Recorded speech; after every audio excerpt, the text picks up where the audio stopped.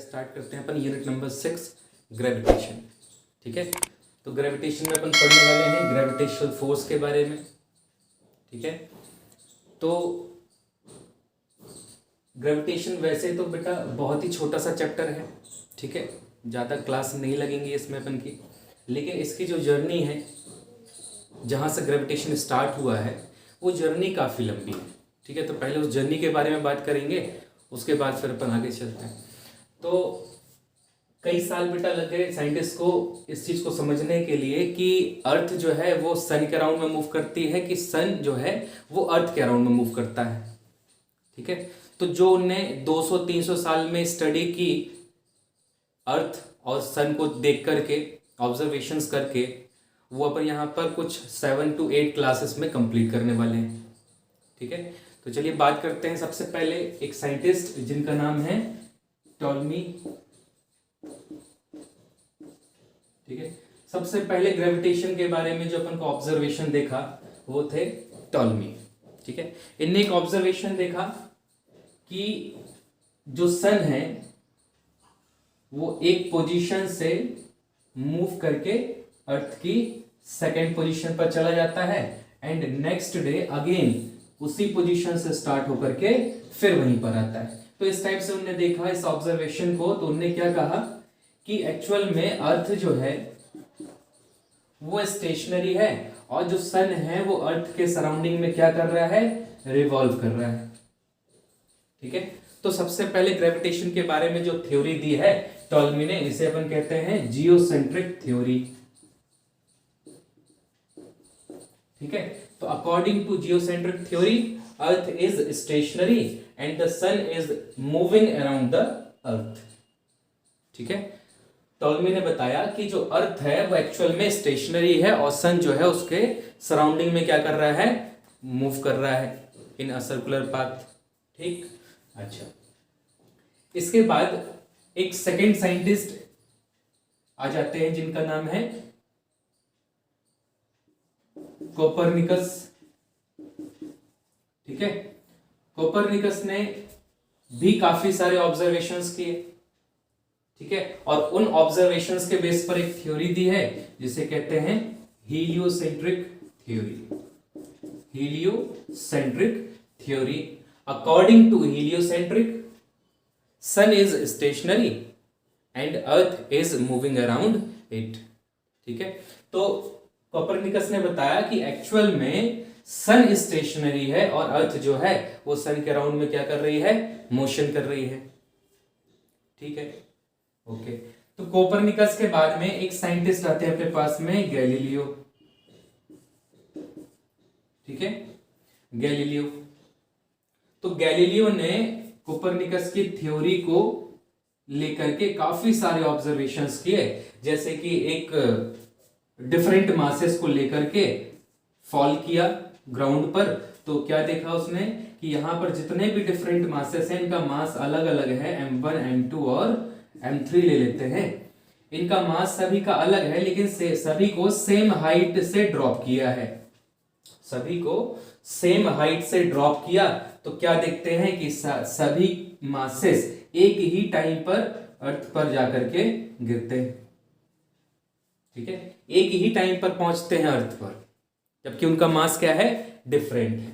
तो different mass को लेकर के एक एक्सपेरिमेंट किया इनने, ऑब्जर्वेशन देखा कि डिफरेंट मास को यदि सेम हाइट पर फॉल किया जाए तो सभी मासेस एक ही टाइम पर क्या होते हैं, अर्थ पर आकर के गिरते हैं। ठीक है, एक ही टाइम पर पहुंचते हैं अर्थ पर। ठीक है, तो इस टाइप के और भी ऑब्जर्वेशंस किए और जो हीलियोसेंट्रिक थ्योरी है उसको एक्सेप्ट किया। ठीक है, गैलीलियो ने हीलियोसेंट्रिक थ्योरी को एक्सेप्ट किया, काफी सारे ऑब्जर्वेशंस किए उसके बेस पर। ठीक है, इसके बाद में अपने पास में नेक्स्ट जो एक साइंटिस्ट है जिनने क्या किया, इसी हीलियोसेंट्रिक थ्योरी को लेकर के बहुत सारा डेटा तैयार किया एक टेलीस्कोप के बेस पर। ठीक है, एक टेलीस्कोप के बेस पर काफी सारा डेटा तैयार किया, उन्होंने रिकॉर्ड किया कि किसी भी स्टार की पोजीशन ली। ठीक है, किसी भी एक स्टार की पोजीशन ली, उसकी लगातार स्टडी की। एक दिन देखा, दूसरे दिन देखा, 10 दिन बाद देखा, 1 महीने बाद देखा, उसकी हर एक पोजीशन को ऑब्जर्व किया और फाइनली बहुत सारे डेटा तैयार किए। एक स्टार की बात नहीं कर रहे हैं, ये बहुत सारे स्टार्स का डेटा तैयार किया उनने, और वो थे टाइको ब्राहे। ठीक है, तो टाइको ब्राहे ने काफी सारा डेटा तैयार किया था हीलियोसेंट्रिक थ्योरी को लेकर के। ठीक है, और उस डेटा के बेस पर, टाइको ब्राहे के इस डेटा के बेस पर एक साइंटिस्ट है जिनका नाम है केपलर। इस टाइको ब्राहे के डेटा को लेकर के केपलर ने इसी डेटा के बेस पर 3 लॉज बना दिए यहां पर प्लैनेटरी मोशंस के लिए ग्रेविटेशन के अंदर। ठीक है, प्लैनेटरी मोशन से सबसे पहले जो लॉ देखने के लिए मिलता है वह है केपलर्स लॉ। यहां पर अपन कंप्लीट डिटेल में पढ़ने वाले हैं केपलर्स लॉ को। केपलर्स के 3 लॉ यहां पर देखने के लिए मिलेंगे, first law, second law and third law. ठीक है, जो कि प्लैनेटरी मोशंस के बारे में बताते हैं, इसलिए इसको अपन Kepler's law of planetary motions भी कहते हैं, Kepler's law of planetary motion. ठीक है, तो इस चैप्टर में अपन सबसे पहला जो टॉपिक अपना होगा वो होगा Kepler's law of planetary motion. ठीक है, तो चलिए केपलर्स लॉ के बारे में बात करते हैं। तो अपन पढ़ने जा रहे हैं केपलर्स फर्स्ट लॉ, जो कि अपना लॉ ऑफ ऑर्बिट भी होता है। ठीक है, तो केपलर ने जो लॉ दिया हुआ यहाँ पर फर्स्ट लॉ, क्या बताया हुआ केपलर ने फर्स्ट लॉ में? तो according to Kepler's first law, every planet revolves around the sun in an elliptical orbit। ठीक है, ये क्लोज पाथ है, और क्लोज पाथ अलग अलग टाइप के शेप के होते हैं। स्क्वायर भी एक क्लोज पाथ हो गया, सर्कल एक क्लोज पाथ हो गया। ठीक है, इलिप्स क्लोज पाथ होता है। तो यहाँ पर जो केपलर ने फर्स्ट लॉ में बताया है कि जितने भी प्लैनेट्स होते हैं, every planets revolves around the sun in an elliptical orbit. ठीक है, elliptical orbit, and the sun is placed at the one focus of the elliptical orbit. ठीक है, तो पहले समझ लेते हैं कि इलिप्स होता क्या है, उसके बाद में अपन लॉ की बात करते हैं। ठीक है, तो देखिए यहाँ पर ये अपना एक इलिप्स है। अब इस इलिप्स के पास में क्या इंपॉर्टेंट प्रॉपर्टी होती है उसकी बात करते हैं। ठीक है, तो देखिए ये इलिप्स है, इस इलिप्स में क्या होते हैं बेटा, यहाँ पर 2 पॉइंट्स होते हैं।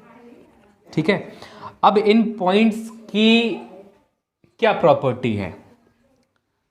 तो देखिए क्या होगा, यदि मैंने यहाँ पर एक पॉइंट लिया, ठीक है, तो ये जो पॉइंट है फोकस, इसका डिस्टेंस कितना होगा r1, और जो सेकंड फोकस होगा उसका डिस्टेंस क्या होगा, r2 होगा। ठीक है, यदि मैंने यहाँ पर पॉइंट लिया तो ये डिस्टेंस और ये डिस्टेंस, ठीक है, यदि मैंने कहा ये r1 है और ये r2 है। ठीक, यहाँ पर पॉइंट ले लो तो ये डिस्टेंस और ये डिस्टेंस, मैंने कहा ये r1 और ये r2 है। ठीक है, तो इस टाइप से इलिप्स क्या होता है कि जो 2 पॉइंट्स लिए हैं अपन ने यहाँ पर, इन 2 पॉइंट्स का जो डिस्टेंस है r1 और r2, ठीक है, इन 2 पॉइंट्स का जो डिस्टेंस है r1 और r2, इनका सम हमेशा क्या होता है, कांस्टेंट होता है। इनका सम हमेशा कांस्टेंट होता है यदि ये इलिप्स है तो। ठीक है, इलिप्स यदि अपन बना रहे हैं तो इलिप्स के लिए क्या प्रॉपर्टी है कि ये जो r1 और r2 का सम है वो हमेशा ही क्या मिलने वाला है, अपन को एक कांस्टेंट मिलने वाला है। ठीक है, तो कैसे डिफाइन करोगे एक इलिप्स को? Locus of points whose sum of distances is always constant is ellipse। ठीक है, इलिप्स कौन सा शेप होता है, जिन ऐसे 2 पॉइंट्स का लोकस जिनके डिस्टेंसेस का सम हमेशा क्या मिल जाता है, एक कांस्टेंट वैल्यू मिल जाती है, उसको अपन कहते हैं इलिप्स।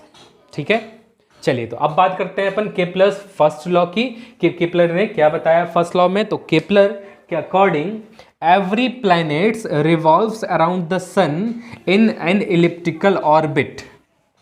सारे प्लैनेट्स किस ऑर्बिट में मूव करते हैं? सारे प्लैनेट्स जो हैं वो एक इलिप्टिकल ऑर्बिट में मूव करते हैं।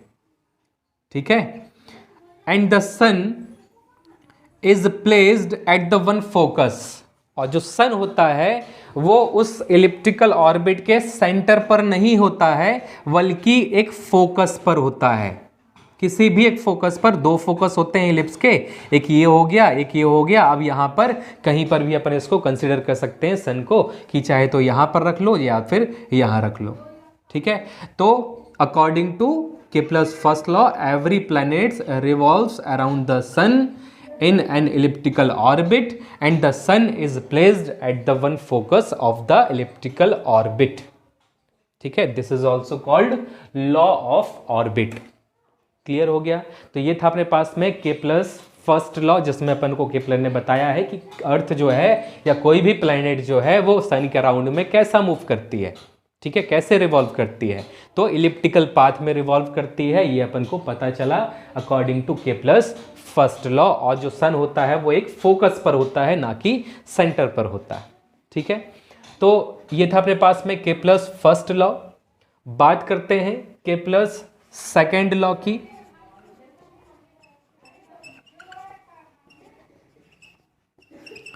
जिसको और अपन कहते हैं लॉ ऑफ एरिया। ठीक है, law of area, Kepler's second law या फिर लॉ ऑफ एरिया। तो सेकेंड लॉ में केप्लर ने क्या बताया उसकी बात करते हैं। ठीक, तो देखिए सेकेंड लॉ को समझने के लिए पहले अपन सर्कुलर मोशन पढ़ चुके हैं। ठीक है, तो उसका यूज करते हैं। तो देखिए कि अपने पास में सपोज अर्थ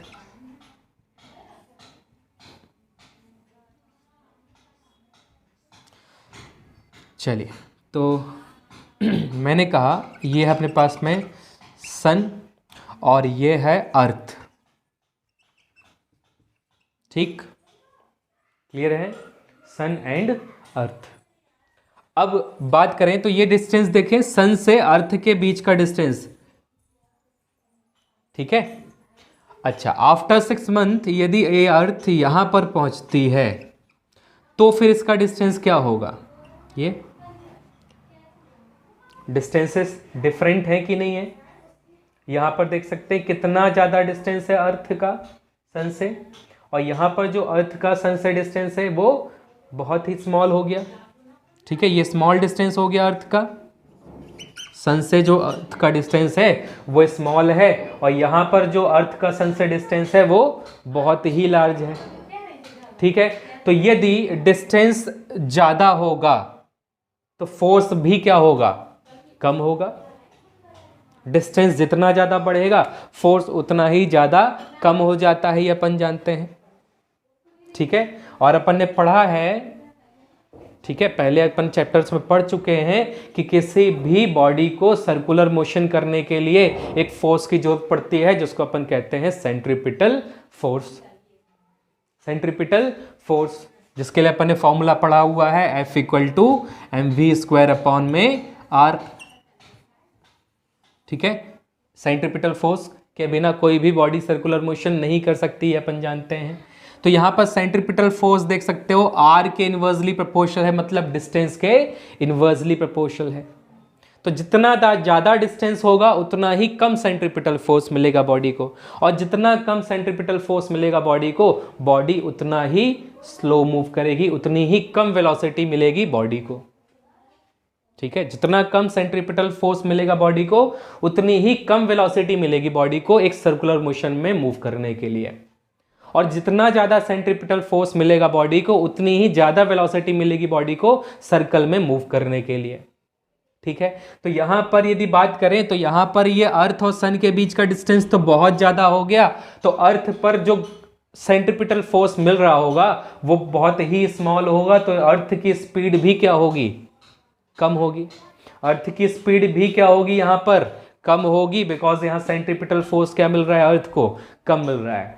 इस केस की बात करें तो यहां पर अर्थ जो है वो सन के बिल्कुल क्लोज आ चुकी है, इसका मतलब सेंट्रीपिटल फोर्स मैक्सिमम है यहां पर। यदि सेंट्रीपिटल फोर्स मैक्सिमम है तो फिर यहां पर उसकी स्पीड भी क्या होगी? ज़्यादा होगी।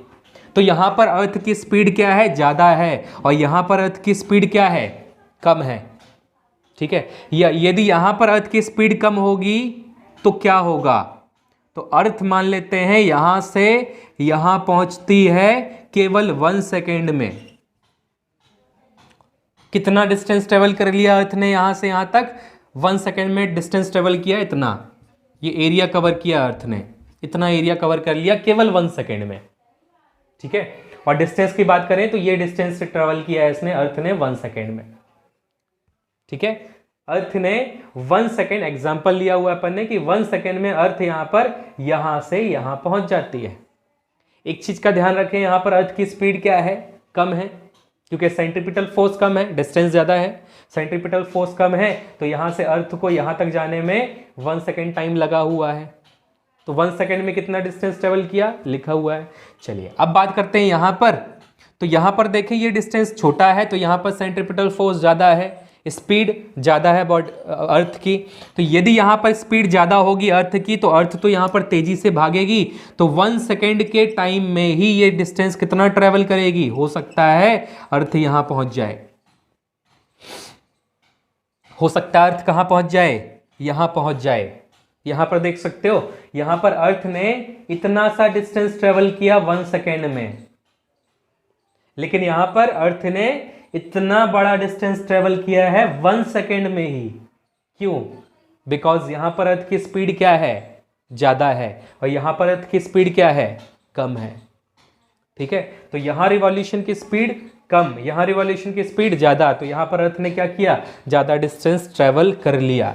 ठीक है, अब यहां पर एरिया की बात करें तो एरिया कितना कवर किया है अर्थ ने? ये। ठीक है, अच्छा अब ठीक है, ये चीज समझ में आ गई।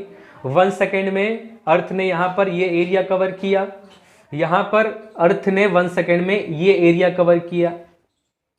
ठीक है, अब यहां पर देख सकते हो, यहां पर अर्थ ने डिस्टेंस स्मॉल कवर किया है, डिस्टेंस स्मॉल है, बट ये वाला डिस्टेंस बड़ा है। ठीक है, डिस्टेंस बहुत ज्यादा है, भले यहां पर ट्रेवल कम कर रही है अर्थ, लेकिन ये डिस्टेंस ज्यादा है। और यहां पर देखो, भले अर्थ ने ये वाला डिस्टेंस ज्यादा ट्रेवल किया है, लेकिन ये वाला डिस्टेंस क्या है? कम है। ठीक है, तो according to second law of Kepler, according to second law of Kepler's, every planet sweeps out equal area in equal interval of time. हर planet equal interval of time में एक इक्वल एरिया कवर करता है। That is second law of Kepler. ठीक है, which is also called law of area, because ये area से related है, इसलिए इसको अपन ने लॉ ऑफ एरिया भी कहा है। तो यहां पर सेकेंड लॉ में अपन को पता चलता है कि सारे प्लैनेट्स यदि इक्वल इंटरवल ऑफ टाइम लिए जाएं तो इक्वल इंटरवल ऑफ टाइम में सारे प्लैनेट्स का जो एरिया कवर होगा वो सेम होगा। ठीक है, यदि अर्थ की बात कर लो, ये अर्थ है मान लो, तो अर्थ के लिए अपन एग्जांपल लिया हुआ है, तो यदि अर्थ है तो 1 सेकेंड में जितना एरिया यहां पर कवर करेगी अर्थ उतना ही एरिया यहां पर कवर करेगी 1 सेकेंड में ही। ठीक है, टाइम इंटरवल सेम होना चाहिए। यदि टाइम इंटरवल सेम है तो एरिया जितना भी कवर होगा किसी भी पॉइंट पर वो हमेशा इक्वल होगा। ठीक है, अच्छा अब यदि मैंने कहा यहां पर कि 1 सेकेंड का टाइम लिया हुआ है तो वेलोसिटी इक्वल टू क्या होता है? डिस्प्लेसमेंट अपॉन टाइम होता है। यहां पर जो अर्थ है वो क्या कवर कर रही है? डिस्टेंस तो कवर नहीं कर रही है, क्या कवर कर रही है? एक एरिया, इतना एरिया कवर कर रही है। देखें, अपन ने जो पहले पढ़ा हुआ है वेलोसिटी के बारे में, ठीक है, अपन ने जो अभी तक पढ़ा हुआ है वेलोसिटी के बारे में कि यहां से एक बॉडी जा रही है, यहां तक मूव करती है 10 मीटर 10 सेकेंड में, तो वेलोसिटी कितनी होगी? तो यहां पर जो अपन वेलोसिटी पढ़ते हैं ये होती है लीनियर वेलोसिटी, बिकॉज यहां पर किसकी बात कर रहे हैं अपन? एक लेंथ की बात कर रहे हैं, एक डिस्टेंस की बात कर रहे हैं। तो यहां पर जो वेलोसिटी होती है that is called linear velocity. ठीक है, बट यहां पर अपन पढ़ने जा रहे हैं एरियल वेलोसिटी। यदि बॉडी लेंथ कवर करती है तब जो अपन को वेलोसिटी मिलती है वो लीनियर वेलोसिटी होती है, और यदि बॉडी एरिया कवर करती है तो बॉडी की जो वेलोसिटी होती है उसको अपन क्या कहते हैं? एरियल वेलोसिटी कहते हैं। Areal velocity equal to area upon time.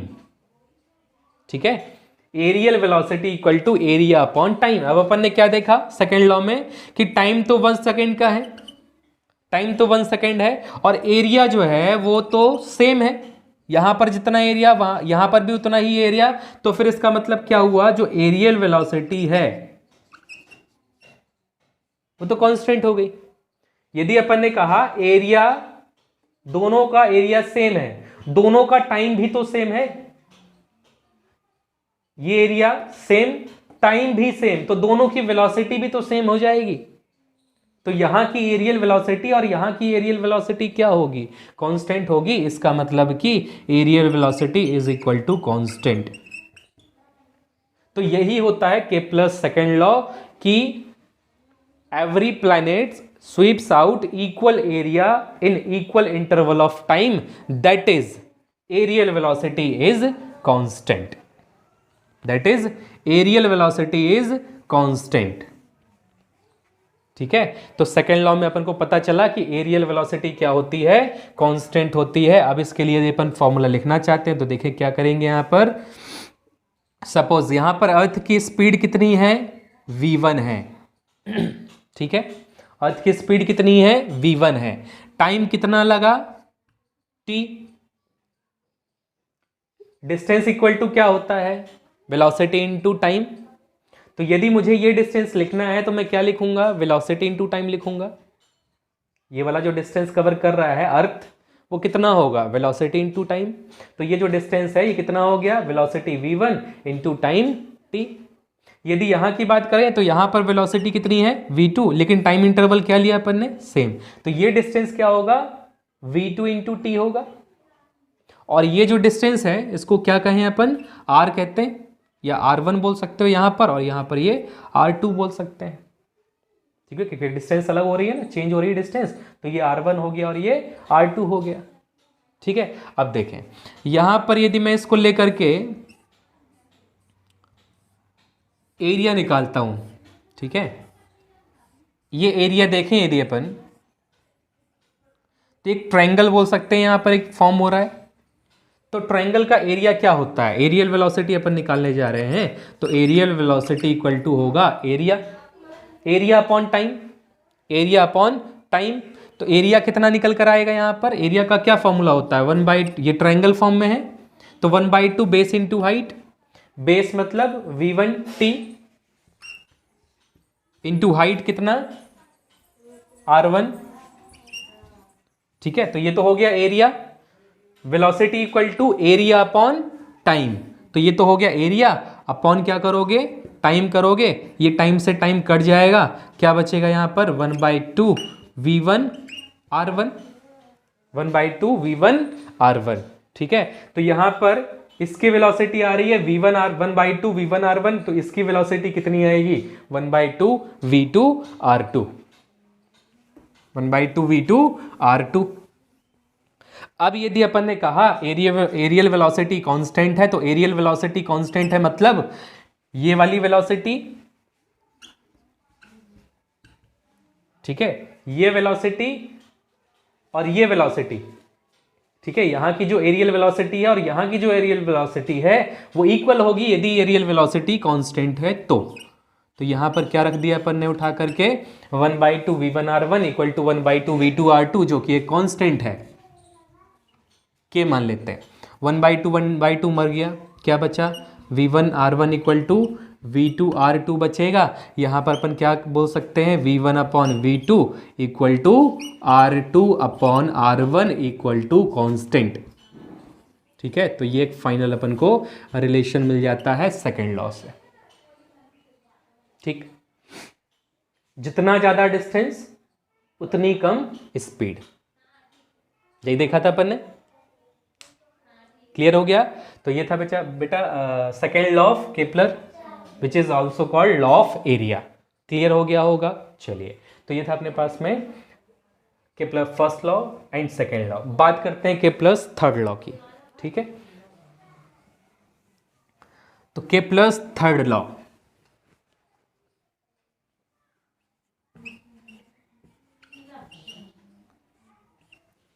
Kepler's third law, जिसको और अपन क्या कहते हैं, लॉ ऑफ ऑर्बिट भी, लॉ ऑफ पीरियड भी कहते हैं, लॉ ऑफ पीरियड्स। ठीक है, तो लॉ ऑफ पीरियड मतलब टाइम से रिलेटेड है ये। तो लॉ ऑफ पीरियड क्या होता है इसकी भी बात कर लेते हैं। तो यदि टाइम पीरियड की बात करें तो टाइम पीरियड क्या होता है, किसी भी प्लैनेट को एक कंप्लीट रिवॉल्यूशन में जो टाइम लगता है that is a time period capital T, that is a time period capital T. ठीक है, एक कंप्लीट रिवॉल्यूशन में जो टाइम लगता है उसको अपन कहते हैं टाइम पीरियड। ओके, चलिए ये इलिप्स बनाया है अपन ने। इलिप्स का ये देखा जाए तो ये एक सेंटर, ठीक है, फोकस नहीं सेंटर। अच्छा, मैंने कहा ये ए है, ये बी है और ये है ओ, जो कि सेंटर है। तो ये जो एक्सिस देख रहे हो ए बी, इस ए बी को क्या कहते हैं, इस ए बी को कहते हैं मेजर एक्सिस। ठीक है, इस ए बी को कहते हैं मेजर एक्सिस। तो इस मेजर एक्सिस का हाफ क्या होगा, इस मेजर एक्सिस का हाफ क्या होगा, सेमी मेजर एक्सिस होगा। ठीक है, तो according to Kepler's third law, square of the time period, square of the time period is directly proportional to the cube of semi major axis.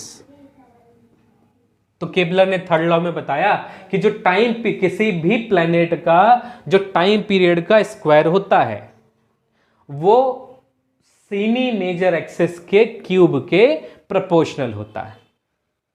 ठीक है, semi major axis के cube के proportional होता है। यदि यहां पर प्रोपोर्शनल का साइन अलग कर देते हैं तो एक कांस्टेंट ले सकते हैं के। तो ये फाइनल अपन के पास में एक स्टेटमेंट है केपलर्स थर्ड लॉ का। ठीक है, तो ये थे अपने पास में बेटा केपलर्स के तीनों law, first law, second law and third law, जिसमें केपलर ने कंप्लीट प्लैनेटरी मोशंस के बारे में बताया हुआ है, वो भी किसके डेटा के बेस पर, टाइको ब्राहे के डेटा के बेस पर। ठीक है, टाइको ब्राहे अपन ने देखा था अभी। ठीक है, तो टाइको ब्राहे ने जो भी डेटा तैयार किया उसके बेस पर उन्होंने ये तीन लॉ को बनाया हुआ है। ठीक, क्लियर हो गया। चलिए